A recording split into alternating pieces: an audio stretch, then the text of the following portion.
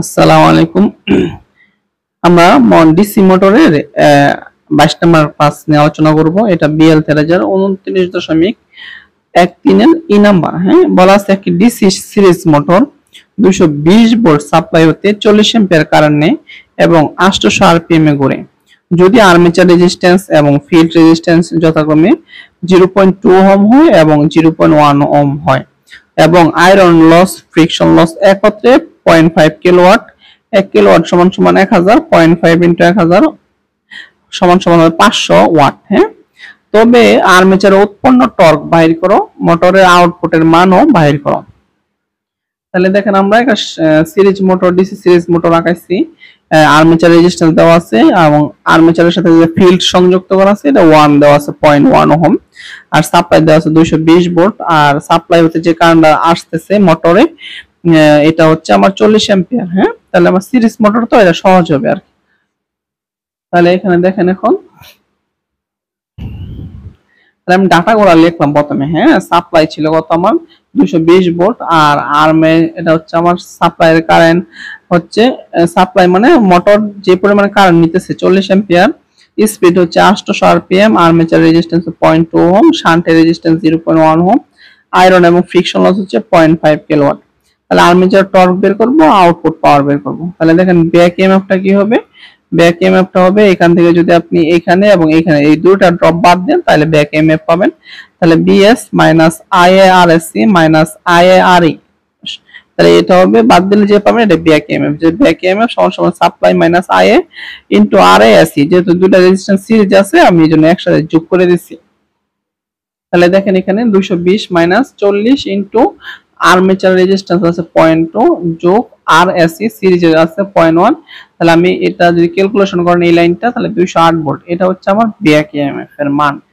তাহলে এখন আপনি এখন টর্কের যে ইকুয়েশনটা জানেন এটা লিখেন যে 9.55 ইনটু আর্মেচার পাওয়ার ইভিআই এ ভাগ এন। তাহলে 9.55 ইনটু 208 ইনটু 40, আর এন এর মানটা স্পিডটা হচ্ছে 800, তাহলে আর্মেচার টর্ক হচ্ছে 99.3 নিউটন মিটার। এখন যেহেতু মোটর আউটপুট পাওয়ারটা বের করতে বলছে আমরা বের করব। তাহলে এখানে একটু জিনিসটা দেখেন, আমি এটা মোটরের পাওয়ার স্টেজটা আঁকাইছি। মোটরে কি হবে, প্রথমে মোটরে আপনি কি করবেন, প্রথমে কারেন্ট দিবেন, প্রথমে সুইচ দিবেন। হ্যাঁ, মোটরের সুইচ, তাহলে মোটরের সুইচ যখন দিবেন তাহলে আমি মোটর সাপ্লাই থেকে মানে কারেন্ট নিবে। তাহলে মোটরের যে ইনপুট কি দিতেছেন, ইনপুট পাওয়ার দিতেছেন, হ্যাঁ কারেন্ট দিতেছেন, তাহলে এটা হচ্ছে বিআই মানে সাপ্লাই ভোল্টেজ সাপ্লাই কারেন্ট। প্রথম দেওয়ার পরে যে লসটা হবে প্রথম, এটা হচ্ছে কপার লস হবে, কারণ প্রথমে কারেন্ট দিচ্ছেন এই জন্য কারেন্টের সাথে কপার লসের সম্পর্ক, এই জন্য কপার লস হয়েছে।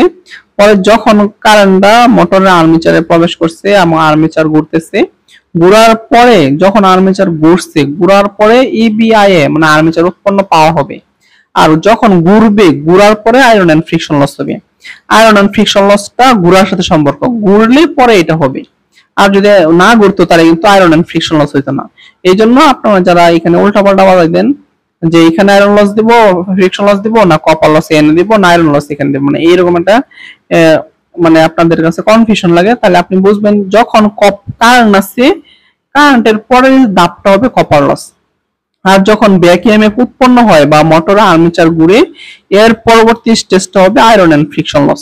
তাহলে প্রথমে কারেন্ট দিচ্ছেন, কারেন্ট দিলেই তো আর এটা ঘুরছে না, যখন ঘুরবে আর কি ঘুরার পরে এই লসটা হবে আর কি।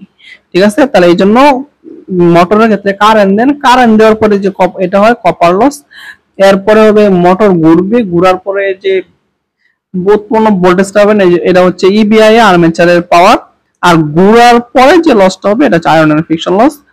তাহলে ঘুরার পরে এটা যদি বাদ দেন যা পাবেন এটা সে আউটপুটে পরে এটা মোটরটা এটা সাপ্লাই আউটপুটে দিবে আর কি। হ্যাঁ,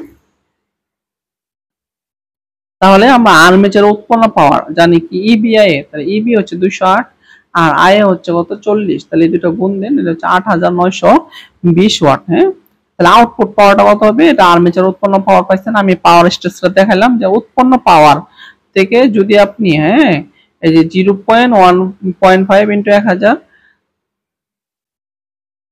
এখন যদি আপনি আউটপুটটা বের করতে চান তাহলে হবে মোটরে আর্মেচার উৎপন্ন পাওয়ার লিখলাম আর এখানে মাইনাস দিলাম যে 0.5 আয়রন এন্ড ফ্রিকশন লসটা ছিল। হ্যাঁ, তাহলে এই আর্মেচারের পাওয়ার থেকে যদি iron and friction loss 0.5 kilowatt, কিলোওয়াটে যদি আপনি 1000 দিয়ে গুণ দেন তাহলে ওয়াটে চলে আসবে। তাহলে ওয়াটে আমি কনভার্ট করলাম, তাহলে আউটপুট পাওয়ারটা হবে আর্মেচার উৎপন্ন power minus iron and friction loss, তাহলে হলো আউটপুট হচ্ছে 7820 ওয়াট। এটা হচ্ছে আনসার এবং এই ম্যাথের সমাধান শেষ। আমরা অতিরিক্ত ভাবে একটু কিছু দেখাই দিচ্ছি আপনাদেরকে, যে অথবা আমরা বের করতে পারলাম কপার লস। কপার লস আপনি কি আছে আই স্কয়ার টোটাল রেজিস্ট্যান্স, যে দুটো রেজিস্ট্যান্স আছে আর্মেচার রেজিস্ট্যান্স এবং ফিল্ড রেজিস্ট্যান্স, এর জন্য আর এ যোগ আর এস দিছে। আপনি এভাবে লিখতে পারতেন আই স্কয়ার আর এ যোগ I square R s, same একই হইতো। হ্যাঁ, তাহলে দেখেন আই এর মানটা 40 স্কয়ার আর 0.2 যোগ 0.1, এখানে 480 ওয়াট। তাহলে দেখেন আমার মোট লসটা কি হবে এই ম্যাথে, কপার লস হবে আয়রন এন্ড ফ্রিকশন লস। হ্যাঁ, তাহলে কপার লসটা পেলেন 480 ওয়াট যোগ আয়রন এন্ড ফ্রিকশন লস দেওয়া ছিল 0.5 কিলোওয়াট। কিলোওয়াটকে আপনি ওয়াটে কনভার্ট করলে গুণ দিবেন 1000 দিয়ে, যেটা আপনি ওয়াটে কনভার্ট করলেন, তাহলে এটা যোগ এটা তাহলে হচ্ছে 980 ওয়াট। তাহলে আমরা এই মোটরের ক্ষেত্রে ইনপুট কত পাইতাম, ইনপুটের পাওয়ারটা ছিল ইনপুটের ভোল্টেজ ইনটু ইনপুটের কারেন্ট। তাহলে ইনপুট ভোল্টেজ ইনপুট কারেন্ট, আমি সাপ্লাই বিএস দিছি আর সাপ্লাই কারেন্ট দিছি। মানে সাপ্লাই মানে মোটর মানে ইনপুট হইতে কত নিতেছে আর কি। হ্যাঁ, মোটরের জন্য সাপ্লাই দিতেছে কত আইএস ধরে নিছি আর কি আমরা। হ্যাঁ, তাহলে অথবা আপনি লিখতে পারতেন ইনপুট পাওয়ার ইনপুট কারেন্ট, তাইলেও হইতো আর কি। 220 ইনটু 40, তাহলে আমি এটা গুণ দিলাম 8800 ওয়াট। তাহলে আপনি আউটপুট পাওয়ার কত পাবেন, তাহলে মোট ইনপুট দিচ্ছেন আপনি 8800 আর লস হয়ে গেছে আপনার 980। তাহলে আপনি ধরেন ইনপুটে দিচ্ছেন 8880, লস হয়েছে 980। তাহলে এটা থেকে এটা যদি বাদ দেন তাহলে হবে 7820। কারণ বাজার করতে নিচ্ছেন 8800 এত টাকা, আপনার যাতায়াতের জন্য লস হয়ে গেছে 980, বাজারে গিয়ে পাবেন 7820 টাকা। এটা হচ্ছে আমার আউটপুটের পাওয়ার। আসসালামু আলাইকুম। সামনে আমরা মোটরের আরো ক্লাস নিয়ে বিস্তারিত আলোচনা করব এবং নতুন নতুন ক্লাস দিব ইনশাআল্লাহ। সাথে থাকার জন্য ধন্যবাদ। আসসালামু আলাইকুম।